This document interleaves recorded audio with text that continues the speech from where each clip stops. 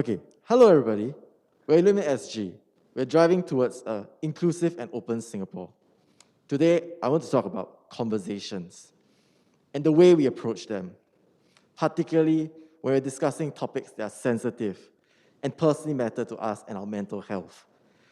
For me, when I look at discussions on race online, I find that the discussions progress in a very destructive way. There's a loss of nuance, particularly in deeply personal conversations on sensitive topics like mental health, sexism, and racism. There's a culture of fear breaking through, and we all know it. It's happening, but we don't acknowledge it. But it exists and pervades. We see a loss of identification with the human aspect, where people depersonalize others online and engage in toxic behavior. For instance, in the cascade of negative comments and reactions that lead to an individual being cancelled, that people fear and repress what they want to say, and it affects them. At Illuminate SG, we see this loss of empathy as a critical issue.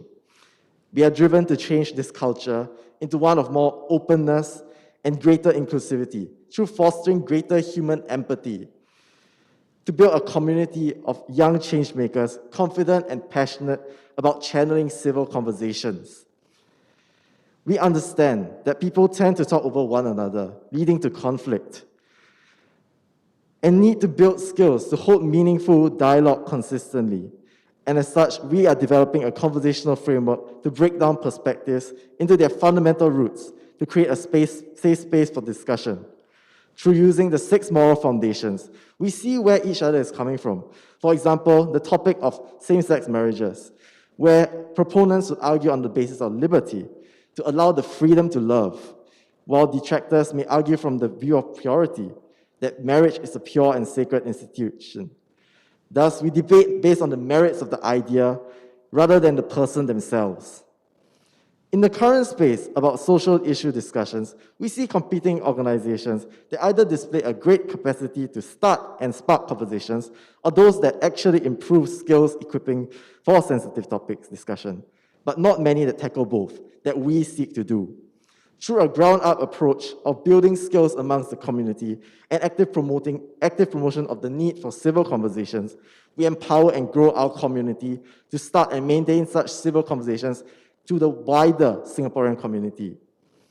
For instance, we have applied such a framework in the past by hosting common space events, which are conversational events around sensitive topics like mental health, education inequality, and the covert natures of racism in Singapore.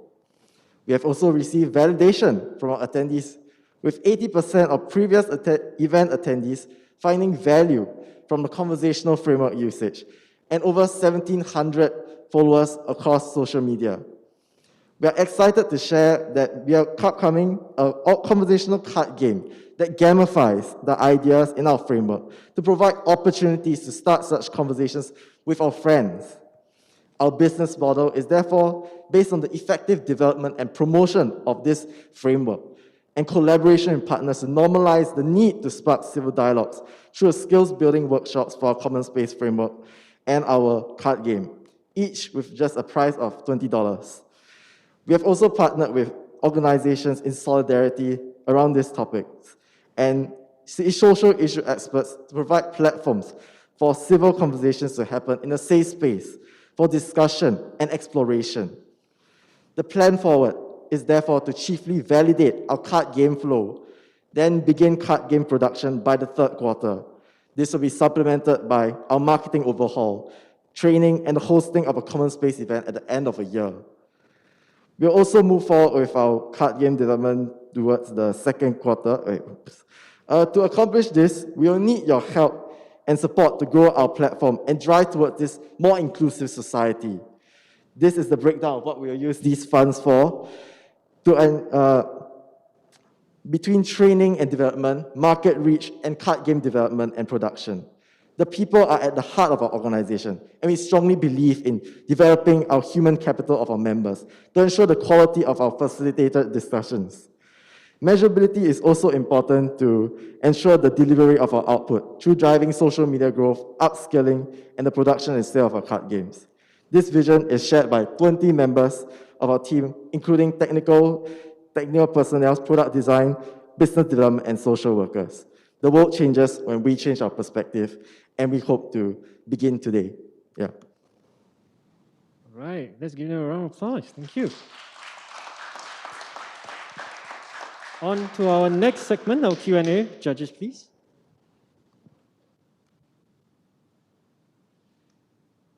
Thank you for sharing that. I always believe in the importance of skills for conversations in a compassionate and safe way. I'm curious because you mentioned about building skills for difficult conversation. So playing or having a conversation through cards, what is the feedback loop to kind of like help someone know where they are in their skills in having that difficult conversation or even sensitive topic, and how else can they improve? Okay, so in relation to the card game, the principle here is that we want to package the common space event. And in that sense, feedback back to the user in terms of progress in their conversation skills and their skills building would be measured by their ability to empathize with the opposing argument and the ability to, I suppose, also see value in that argument.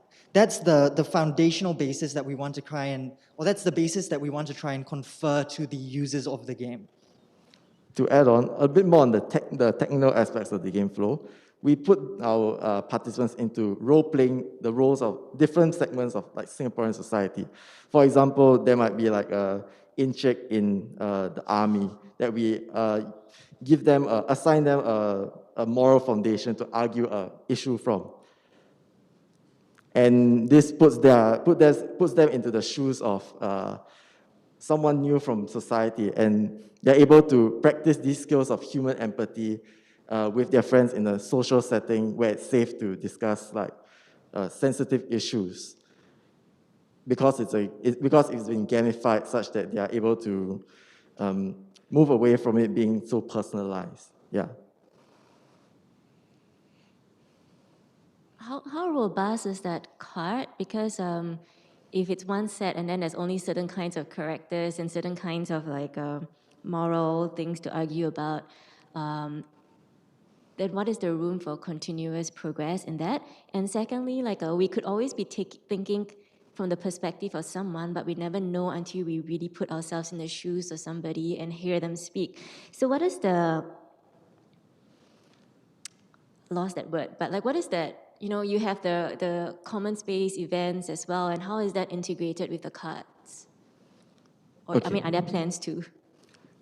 We are intending to, okay, firstly, the card game idea is currently also in a stage of development where we are actively testing, and that's why we are only producing 1,000 units so far to see the market and see whether there's a great demand. We are planning to also use this card game during our conversational event to kind of introduce the whole flow, how it's done, and as for putting ourselves into the shoes of these different segments of society, we believe that everyone's perspective is meaningful. So in the social setting of your friend group, like everyone has their own little idea of what it's about. And it's through aggregating these all together that we're able to understand, like at least in a meaningful, in that setting, how much we're able to understand about, let's say, the incheck in the army. Yeah. Perhaps more fully address your second question, which is about hearing voices and perspectives firsthand. The Common Space event provides the actual opportunity to hear from people related to these issues. So that's where you have the hearing firsthand. The card is an extension of the discussion of the conversation event. Does that help answer your question, or perhaps you'd like to add on? Yeah, I thought that would be, I mean, like if there is that overlap, I think it's great because like we might role play, but we might have our biases and stereotypes come into play. And if there is not enough diversity in that, we're just reinforcing certain stereotypes. But when that is coupled with hearing the real experience on the ground, then I think that can break it. It's just a matter of like, how can you encourage people who are playing that particular role and talking about it to then come and really hear what's really happening on the ground. So perhaps to give you a case example, in one of our common space events dealing with the covert nature of racism in Singapore, we invited migrant workers as well as community workers in the space to share. So that's where you would have the first-hand experience or the first-hand stories coming through.